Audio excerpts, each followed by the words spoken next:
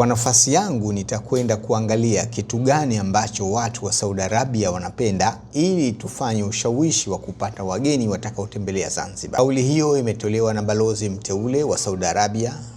Mhandisi Zena Ahmed Saidi, wakati akizungumza na waandishi wa habari mara baada ya mkutano na viongozi na watendaji wa Wizara ya Utalii na Mambo ya Kale wakiongozwa na Katibu Mkuu wa wizara hiyo. Sasa mimi kwangu binafsi kama balozi mteule wa Saudi Arabia, nitakaporipoti kule ni kuangalia kwani watu wa Saudi Arabia nini wanapenda kwenye utalii, kwa sababu mtu ili avutike kwenda mahali inabidi ujue yale anayoyapenda, alafu uhakikishe kwamba kwenye nchi yako yapo mambo hayo, alafu unamshawishi bana, ukienda wewe tunajua unapenda vitu fulani, Zanzibar vipo, Tanzania vipo. Kwa sasa hivi siwezi kusemea ni nini, ni ripoti kwanza, alafu baada ya kufanya tathmini yangu nitajua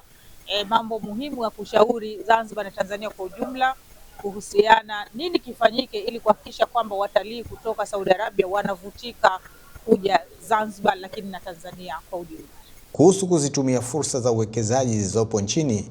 mhandisi amesema ni wakati wa Wazanzibari kuchangamkia fursa hizo, ingawa tutatumia nafasi zetu kuwashawishi wawekezaji wa kigeni kuja kuwekeza nchini. Pamoja na kwamba tuna mamlaka yetu ya kukuza uwekezaji ZIPA, lakini pia tunashawishi wawekezaji wa ndani pia waone kwamba hii ni fursa. Uwekezaji si wageni tu,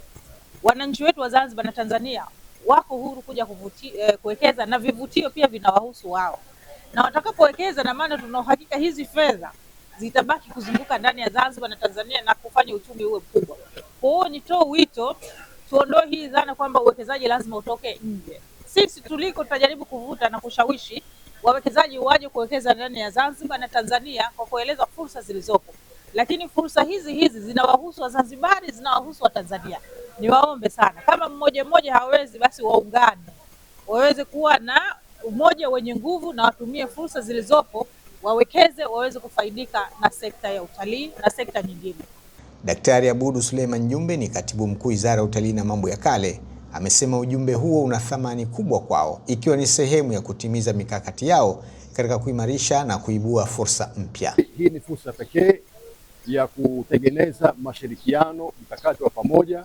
kupitia ile falsafa ya diplomasia ya uchumi, ambapo balozi zetu zitaendelea kushirikiana na Wizara ya Utalii na Mambo ya Kale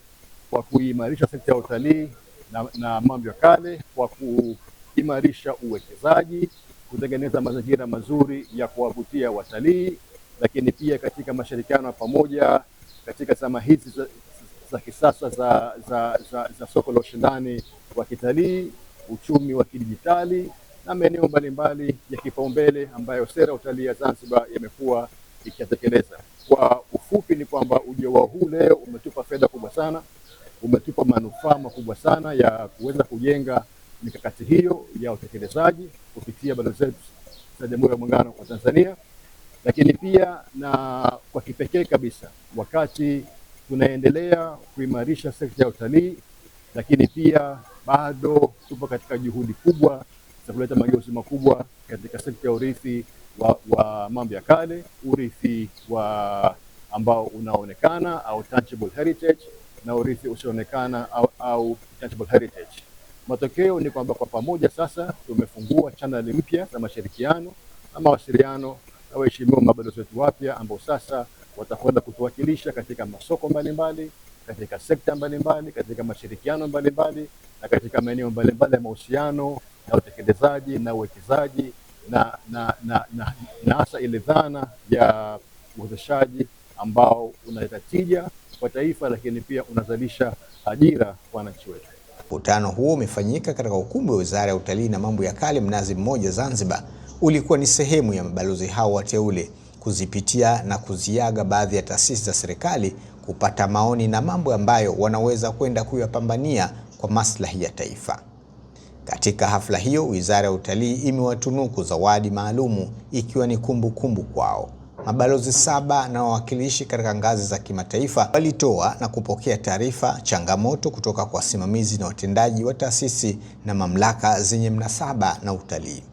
Mabalozi waliokuwemo katika hafla hiyo ni pamoja na Mhandisi Zena Ahmed Saidi anakwenda Saudi Arabia, Balozi Salim Othman Hamadi Komoro, Balozi Noel Emmanuel Kaganda Korea, Balozi Maulida Bwana Kheri Hassan Oman, Balozi Cyprian John Luhemeja yeye ataiwakilisha Tanzania nchini Zambia, Balozi Swahiba Habib Mdeme nchini Sweden na Balozi Musa Haji Ali, naibu mwakilishi wa kudumu wa Umoja wa Mataifa ambaye kituo chake cha kazi kitakuwa New York nchini Marekani.